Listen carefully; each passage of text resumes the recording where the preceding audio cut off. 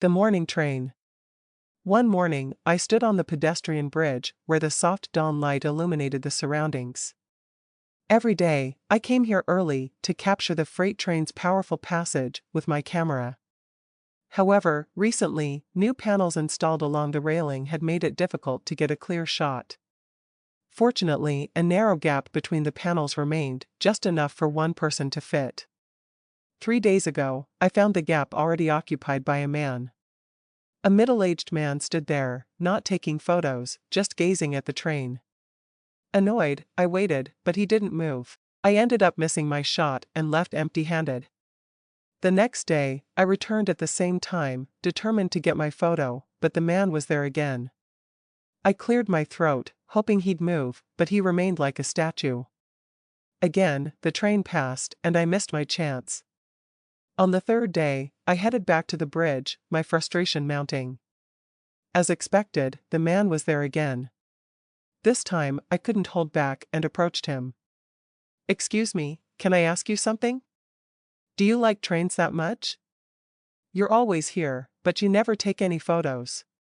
You just stand and watch." The man remained silent for a long moment before quietly replying, "Do you think it's just because I like trains?" His ambiguous answer infuriated me. "Do you realize I've missed my shots for days because of you? It's honestly a nuisance." The man thought for a moment and then nodded. "Yes, it could be a nuisance. I apologize."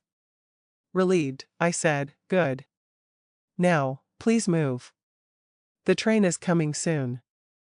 At that moment, the train's horn echoed, signaling its approach. The man turned to me and said, "I'm sorry for the trouble. I'll be on my way." Then, he climbed over the railing and jumped onto the tracks. I was horrified. "No.